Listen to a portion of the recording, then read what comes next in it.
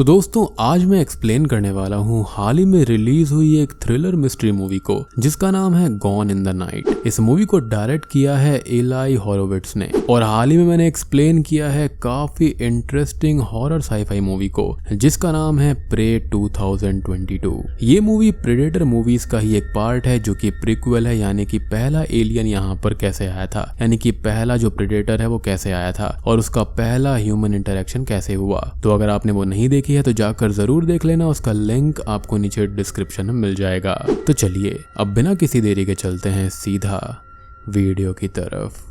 Movie की starting में हम देखते हैं कैथ और मैक्स को जो कि अपना वीकेंड स्पेंड करने के लिए किसी रिमोट लोकेशन पर वुड्स के बीच में एक कैबिन में जा रहे थे। उस कैबिन को मैक्स ने ही सेलेक्ट किया था और बुक किया था वीकेंड के लिए। इवन कैथ को भी उसने एक दिन पहले ही बताया था उस कैबिन के बारे में और जल्दी जल्दी में वो लोग उस कैबिन के लिए निकल गए थे। अब रास्ते में जाते वक्त वो लोग काफी हंसी मजाक करते हैं और यहाँ पर मैक्स की उम्र कैथ से काफी कम है और वो अपने 20s में है और कैथ 40s में। अब रात होते होते वो लोग कैबिन के पास पहुंच जाते हैं, लेकिन वो लोग ये देखते हैं कि कैबिन के बाहर एक और कार लगी हुई थी और वहां पर पहले से ही एक कपल मौजूद था। उन दोनों को ये बात काफी अजीब लगती है, यहाँ पर तो कोई भी नहीं होना चाहिए था क्योंकि बुकिंग मैक्स और कैथ ने यहाँ पर कराई थी। बेसिकली मैक्स यहाँ पर काफी एडवेंचरस टाइप का लड़का है और कैथ जो है वो थोड़ी सी अपोजिट है। खैर मैक्स उस कपल से बात करने जाता है जिनका नाम था एल और ग्रेटा। एल ये बोलता है कि ये कैबिन उसने बुक किया है और वही वहां पर रहेगा और वो पहले यहाँ पर आ गया था और उसका सामान भी अंदर रख दिया गया है। कैथ भी अब मैक्स के पास आ जाती है और वो लोग बहस करने लगते हैं, लेकिन यहाँ पर पहले से ही एल और ग्रेटा आ चुके थे। तो कैथ ये डिसाइड करती है कि वो और मैक्स वापस चले जाएंगे,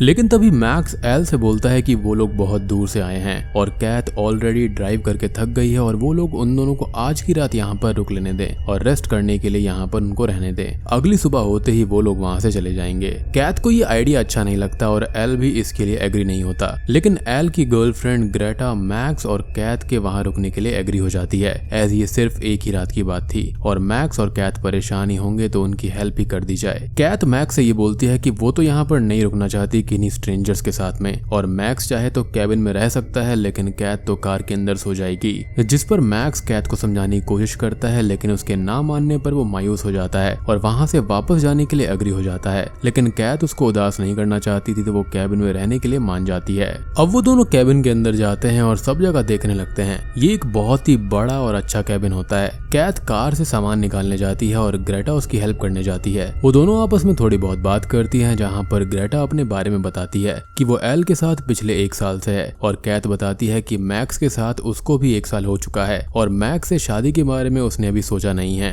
और उसका काफी पहले ही डिवोर्स हो चुका है। कुछ ही देर के बाद में सभी लोग कैबिन में होते हैं और मैक्स एक बोर्ड गेम देखता है जो कि कैबिन में रखा हुआ था और सब लोगों से उसको खेलने को बोलता है, जिस पर सभी एग्री हो जाते हैं। अब सभी लोग गेम खेल रहे होते हैं जिसमें उन लोगों को एक दूसरे के बारे में बात करनी थी और अपनी राय रखनी थी और कुछ टास्क पूरे करने थे। गेम में कैथ अपने और मैक्स के बारे में बताती है कि मैक्स उसका ही स्टूडेंट था और वो कैथ के अंडर कुछ प्रोजेक्ट्स पर काम कर रहा था और एक दिन उसने कैथ को कॉफी के लिए पूछा और कैथ भी एग्री हो गई और तब से वो लोग साथ हैं और यही वजह है उनके एज डिफरेंस की। अब गेम के बीच में ही ग्रेटा को एक टास्क मिलता है मैक्स की एल्बो लिक करने के लिए और वो टास्क को कंप्लीट करती है, जिससे मैक्स को कोई भी प्रॉब्लम नहीं होती, लेकिन कैथ ये सब देखकर थोड़ी सी अनकंफर्टेबल हो जाती है। खैर कुछ ही देर के बाद में कैथ सोने के लिए चली जाती है और ग्रेटा उसको बेडरूम में जाने का बोलती है क्योंकि कैथ थकी हुई थी और वो खुद एल के साथ फ्लोर पर सो जाएगी, उसको कोई भी प्रॉब्लम नहीं है और कैथ को ये अच्छा लगता है। अब वो सोने जाती है और मैक्स बोलता है कि वो थोड़ी देर में गेम फिनिश करके आ जाएगा। खैर जब अगली मॉर्निंग कैथ उठती है तो उसके बगल में मैक्स नहीं होता और रूम से जब बाहर जाती है तो कैबिन के अंदर भी कोई नहीं था। वो कैबिन से बाहर आकर देखती है तो भी उसको कोई नहीं दिखता और वो वुड्स में मैक्स को ढूंढने के लिए निकल जाती है। काफी देर तक ढूंढने पर उसे मैक्स नहीं मिलता, लेकिन उसकी कैप एक जगह पर गिरी हुई मिलती है। अब वो थोड़ी और आगे जाती है तो उसे एक जगह पर एल बैठा हुआ मिलता है जो कि रो रहा था और वो एल से मैक्स के बारे में पूछती है। वो रोते हुए बताता है कि मॉर्निंग में वो मैक्स और ग्रेटा वुड्स में घूमने आए थे और एल रास्ते में थोड़ा रुक गया और आगे जाकर उसने देखा कि मैक्स और ग्रेटा एक दूसरे के साथ मेकआउट कर रहे थे। वो उन दोनों को रोकने जाता है, लेकिन लेकिन ग्रेटा भी मैक्स में इंटरेस्टेड थी और वो दोनों वहाँ से भाग गए हैं। अब कैथ को ये बात सुनकर बहुत बड़ा धक्का लगता है। इवन उसका दिमाग ये प्रोसेस नहीं कर पा रहा था कि वो एक रात पहले अपने बॉयफ्रेंड के साथ यहाँ पर आई थी और सुबह होते ही उसका बॉयफ्रेंड उसको छोड़कर किसी और लड़की के साथ भाग गया। और कैथ अब बहुत ही ज्यादा दुखी हो जाती है और वहाँ से अपना सामान लेकर वापस घर चली जाती है। अब एक हफ्ता बीत जाता है और हम कैथ को देखते हैं जो कि अपने प्लांट्स नर्सरी में अपने फ्रेंड के साथ थी। उसकी फ्रेंड उससे ये बोलती है कि कैथ को एक बार उस लड़की ग्रेटा से बात करनी चाहिए कि आखिर वो है कौन और वो कितने साल की है, जिस पर कैथ बोलती है कि जो हुआ उसने उसको एक्सेप्ट कर लिया है और उसका रिश्ता मैक्स के साथ खत्म हो चुका है। वैसे भी एज के साथ आगे जाकर उसका रिश्ता खत्म हो ही जाता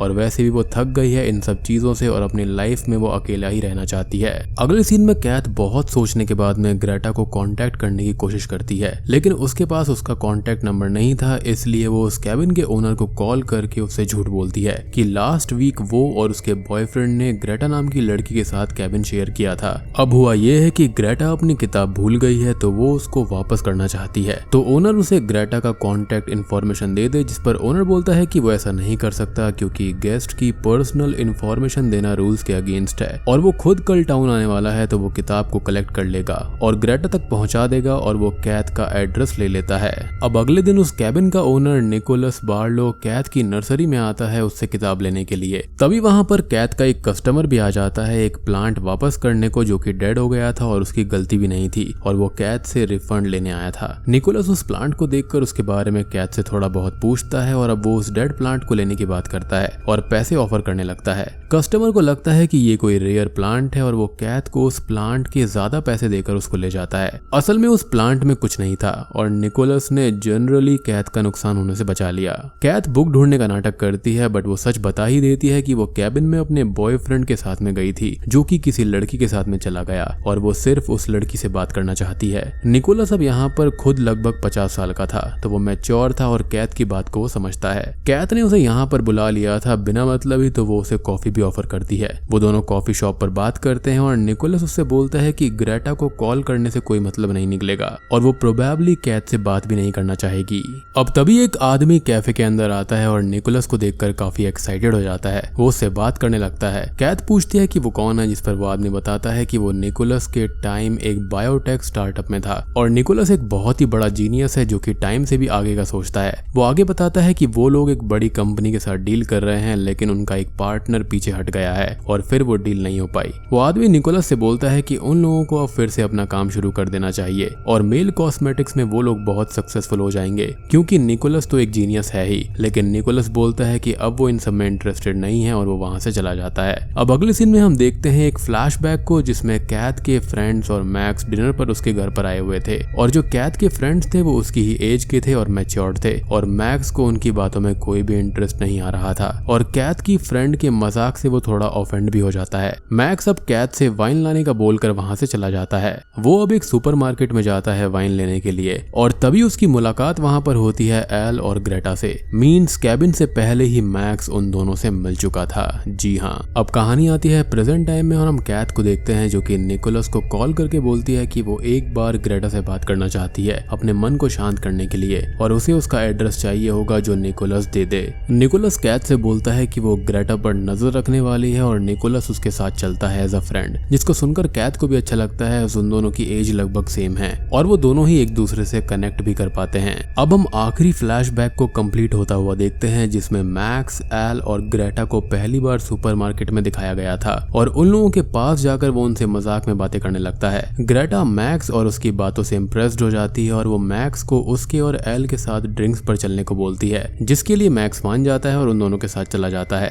प्रेजेंट टाइम में हम देखते हैं कैथ और निकोलस को जो कि ग्रेटा के घर के बाहर नजर रख रहे थे और थोड़ा बहुत हंसी मजाक भी करते हैं। कैथ निकोलस से डील ना करने की बात पूछती है, जिस पर वो बताता है कि डील साइन करने से पहले उसके फादर की डेथ हो गई थी, जिनको सिनेप्टिक हाइपोट्रोफिज्म नाम की एक जेनेटिक बीमारी थी जिसमें बॉडी का नर्वस सिस्टम अपने आप ही कोलैप्स हो जाता है और अपने डैड को वो रोज तकलीफ में देखा करता था और धीरे धीरे उसका काम से मन हट गया। अब वो दोनों ही देखते हैं ग्रेटा को जो कि अपने घर से बाहर आती है और कहीं जाने लगती है और वो दोनों ही उसका पीछा करने लगते हैं और वो दोनों एक बिल्डिंग में जाते हैं जो कि टीनेजर्स के आने जाने की जगह लग रही थी और वो दोनों ही उस बिल्डिंग में अलग अलग होकर ग्रेटा को ढूंढने लगते हैं। कैथ आगे जाती है तो उससे ग्रेटा मिल जाती है और वो उससे मैक्स के बारे में पूछती है, जिस पर वो बताती है कि उसे भी बुरा लगता है जो उसने उसने कैथ के साथ में किया, लेकिन वो मैक्स को पसंद करती है और उसको जाने देना नहीं चाहती और वो कैथ के लिए शर्मिंदा है। साथ ही साथ कैथ उसके फोन में मैक्स और उसकी स्लीप टाइम सेल्फी देख लेती है और कंफर्म हो जाता है कि वो दोनों साथ हैं और अब उसके पास कुछ कहने को नहीं था, तो वो वहां से चली जाती है।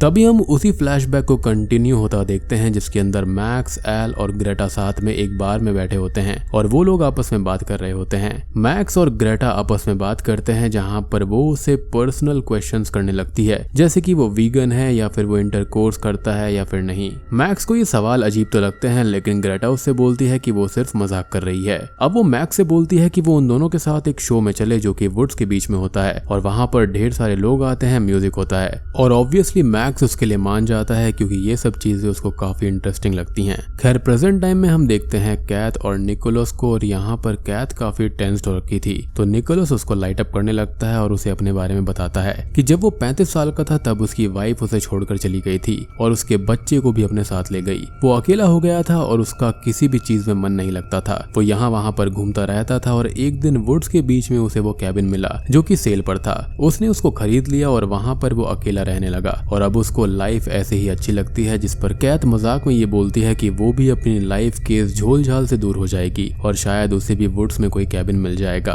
अब हम उस फ्लैशबैक को आगे कंटिन्यू होता हुआ देखते हैं और मैक्स अब घर पर आता है। कैथ काफी गुस्से में थी कि मैक्स घर से गया और 2 घंटे बाद लौटा। उन दोनों की बहस होने लगती है जहां पर मैक्स अपनी एज के हिसाब से लाइफ को एंजॉय करना चाहता था, वहीं कैथ मैच्योर्ड थी और वो लाइफ को वैसे ही लीड करना चाहती थी। मैक्स अब कुछ सोचता है और कैथ से ये बोलता है कि वो उसके हिसाब से ही रहना शुरू कर देगा और उन लोगों को वीकेंड स्पेंड करने के लिए चलना चाहिए अगले ही दिन, जिस पर कैथ मान जाती है और ऐसे ही वो लोग मूवी के स्टार्टिंग में वीकेंड स्पेंड करने के लिए उस कैबिन की तरफ निकल गए थे। अब हम फिर से प्रेजेंट टाइम में देखते हैं जहां पर कैथ और निकोलस बात कर रहे होते हैं और वो निकोलस से पूछती है कि उसके फादर की बीमारी जेनेटिक है तो निकोलस को भी होगी, जिस पर वो बोलता है कि वो पिछले 3 साल से एक इलाज पर काम कर रहा है जिसको ट्रांसफ्यूजन थेरेपी कहा जाता है और उसके हिसाब से वो सक्सेसफुल हो जाएगी। तभी फ्लैशबैक में हम देखते हैं कि एल और ग्रेटा मैक्स के बारे में ही बात कर रहे थे कि वो आएगा या फिर नहीं और वो लोग जो करना चाहते हैं वो हो पाएगा या फिर नहीं, जिस पर ग्रेटा एल को समझाती है कि मैक्स यहाँ जरूर आएगा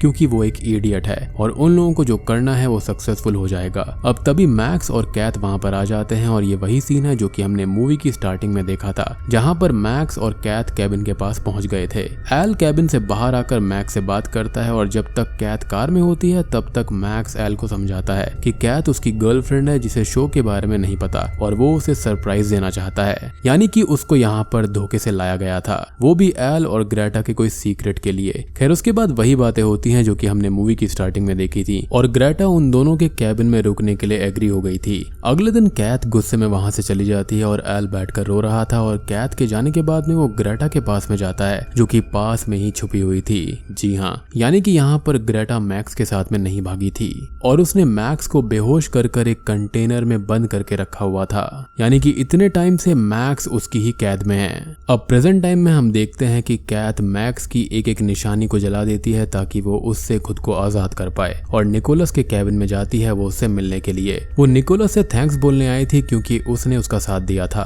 और उसको सहारा दिया था। वो दोनों बात करने लगते हैं और बातों ही बातों में निकोलस कैथ को बताता है कि उसे अपने डैड के डेथ के बाद उनकी डायरी मिली थी और डॉक्टर्स ने उन्हें 8 महीने दिए थे और वो रोज मरा करते थे, लेकिन उनकी डेथ फाइनल डे से कुछ दिन पहले ही हो गई थी और निकोलस की बॉडी भी उसका साथ एक टाइम पर छोड़ ही देगी, लेकिन वो हेल्पलेस नहीं बैठ सकता और वो अपने ब्रेन से चीजों को ठीक कर देगा। और ये बातें सुनकर कैथ उससे इम्प्रेस होने लगती है, उनके बीच में एक बॉन्ड बनने लगता है। अब वो कुछ लकड़ियां लेने के लिए वुड्स में जाता है और कैथ घर में घूमने लगती है और कैथ को अब एक किताब मिलती है जिसके अंदर निकोलस और उसके बेटे की बचपन की फोटो थी, लेकिन उसी फोटो के पीछे ही उसके बेटे की प्रेजेंट टाइम की फोटो भी थी और निकोलस का बेटा कोई और नहीं बल्कि एल होता है। जी हाँ, और ये देखकर कैथ शॉक्ड हो जाती है और हम फाइनल फ्लैशबैक देख पाते हैं। ग्रेटा और एल घर पर निकोलस का वेट कर रहे थे और निकोलस घर पर आता है और वो दोनों उसे मैक्स को दिखाते हैं जिसे उन लोगों ने पकड़ा हुआ था, यानी कि निकोलस की ट्रांसफ्यूजन थेरेपी के लिए, जिस पर पहले तो वो गुस्सा करता है कि ये ठीक नहीं है, लेकिन एल जो निकोलस को वापस मिल गया था और वो अपनी फैमिली की जेनेटिक बीमारी से अपने डैड को और खुद को मरने नहीं देना चाहता था,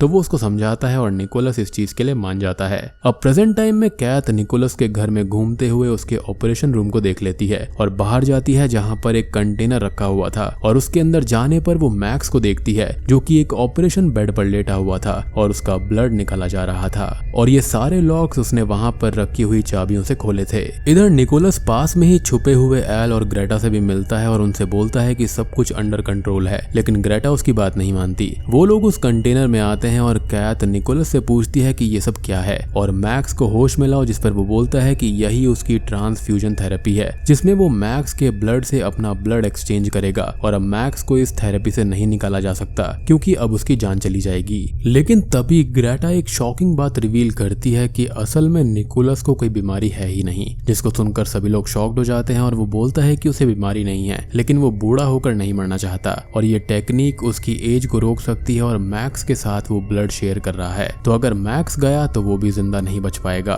और सबसे बड़ी बात ये थी कि उसने अपने बेटे एल से भी झूठ बोला था। कैथ निकोलस से बोलती है कि वो भी इस थेरेपी का यूज अपने ऊपर करना चाहती है और अपनी एज को रोकना चाहती है क्योंकि वो भी ओल्ड हो रही है और मैक्स के साथ वो इसलिए थी क्योंकि वो अपनी एज को भुला पाए। ग्रेटा बोलती है कि उनको कैथ को मार देना चाहिए, लेकिन निकोलस कैथ में इंटरेस्टेड था तो वो उसकी बात मानता है और अब वो ग्रेटा के ब्लड को कैथ की थेरेपी में यूज करने के लिए उसे ड्रग देकर बेहोश कर देता है और एल अपने डैड का ही साथ देता है, जो कि काफी ऑब्वियस था क्योंकि वो इतने टाइम बाद अपने डैड से मिला था। वो दोनों ग्रेटा को प्रोसीजर के लिए रेडी कर ही रहे होते हैं और मौके का फायदा उठाकर कैथ मैक्स को वहां से ले जाने लगती है एज वो उसको बचाना चाहती थी, लेकिन मैक्स जो कि ड्रग्ड हो रखा था वो अपने ही गले की ब्लड पाइप को निकाल देता है, जिससे उसकी वहीं पर डेथ हो जाती है। और तभी एल कैथ की ओर बढ़ता है तो वो उस पर ब्लड बॉटल्स तोड़कर वहां से बाहर आ जाती है और कंटेनर बाहर से लॉक कर देती है। अब वो वहां से जाने लगती है, लेकिन तभी कुछ सोचती है और कैबिन में जाकर आसपास देखने लगती है और अब वो इसी कैबिन में रहेगी अकेलेपन के साथ में, just like every matured person. या फिर उसके दिमाग में कुछ शैतानी आ सकता है और वो खुद के लिए भी इस ट्रांसफ्यूजन थेरेपी को इस्तेमाल कर सकती है